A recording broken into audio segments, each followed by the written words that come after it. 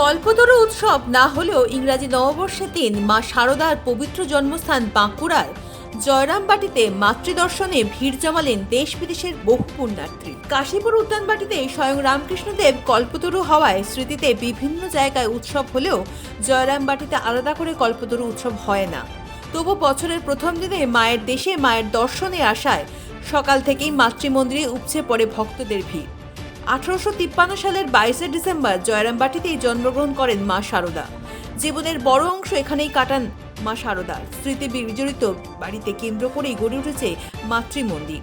নববর্ষের দিনে ভক্তরা ধ্যান, পূজা দর্শন এবং মা শারদাকে নতুন বাড়ি, পুরনো বাড়ি ও শ্যামসুন্দরী দেবীর বাড়ি পরিদর্শন করেন সকলে।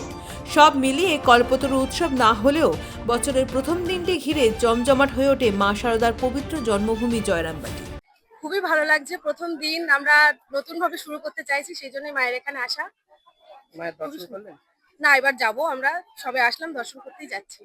কি চাইবেন মায়ের কাছে বছর? এতদিন পর্যন্ত তো অনেক অসুবিধার মধ্যে দিয়ে সবারই কেটেছে। 2026 সালটা যেন আবার মানুষের জীবনে যেন নতুন ভাবে শুরু হয়, সবাই যেন খুব আনন্দ পায়, শান্তিতে থাকতে পারে, এটাই বলতে চাইছি। যখন বাকিরা সবাই পিকনিকে ব্যস্ত বা অন্য জায়গায় নিজে গানের সাথে নাচছে, তখন এই জয়রামবাটি মায়ের বাড়িতে আসা ঠিক কেমন অনুভূতি?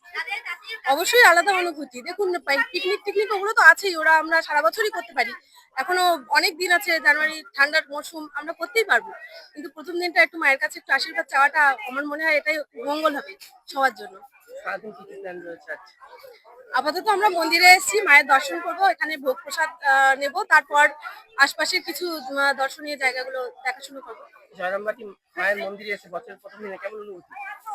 খুবই সুন্দর, খুবই ভালো। যে নিজের মায়ের কাছে গেলে ঠিক যেমন অনুভূতি হয়, ঠিক সেরকমই একটা অনুভূতি, যেন নিজের মায়ের কাছেই এসেছি এরকম অনুভূতি। খুব ভালো লাগছে। আসলে আজকের দিনটা আমরা তো অন্যান্য জায়গায় ফিস্ট করি, আর এমনি বৃহস্পতিবার ভাবতে পারিনি যে হ্যাপি নিউ ইয়ারটা শুরু হবে এই মায়ের মন্দির দিয়ে। ভীষণ ভালো লেগেছে, ভীষণ। আর সাথে আমার এই যে গোপাল আছে, সবাইকে হ্যাপি নিউ ইয়ার। এই বছরের প্রথম দিনে মায়ের বাড়িতে আসা, এটা ঠিক কেমন অনুভূতি? ভীষণ ভালো অনুভূতি, মানে এর মতো ভালো অনুভূতি আর হয় না। খুব ভালো লাগছে এখানে এসে। মায়ের দর্শন করলেন? এখনো হয়নি দর্শন, মন্দির তো খোলেনি, টিকিট কেটে এখানে এলাম। মায়ের কাছে কি চাইবেন?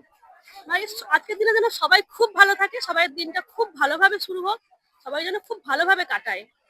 যখন সবাই পিকনিকে ব্যস্ত বা অন্যান্য জায়গায় ঘুরতে গেছে, বছরের প্রথম দিনে জয়রামবাটি মাতৃমন্দিরে মায়ের বাড়িতে এসে ঠিক কেমন অনুভূতি হচ্ছে? আজকেরটা আমার সব থেকে ভালো অনুভূতি। কিন্তু পিকনিক তো সারা জীবন সারা বছর সবসময় হতে না হতে থাকবেই, কিন্তু আজকের যে ব্যাপারটা, এটা সবসময় হবে না সুযোগ।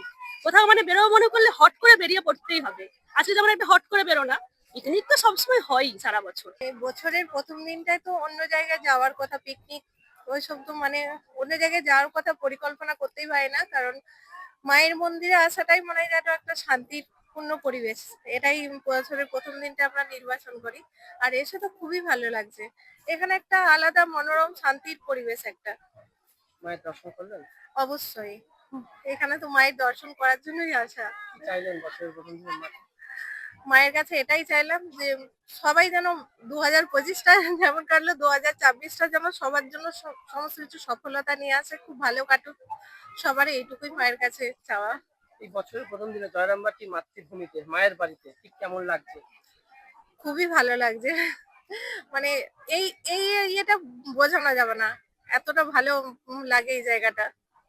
যখন অন্য সবাই পিকনিকে ব্যস্ত বা অন্যান্য জায়গায় ঘুরতে গেছে, ঠিক বছরের প্রথম দিনে মায়ের বাড়িতে আসাটা কেমন অনুভব এবং কেমন লাগছে? অবশ্যই পিকনিক তো যে কোনো দিনই করা যায়, কিন্তু এই বছরের প্রথম দিনগুলোই মায়ের মন্দিরে আসাটাই আমার মনে হয় সব থেকে ভালো কাজ।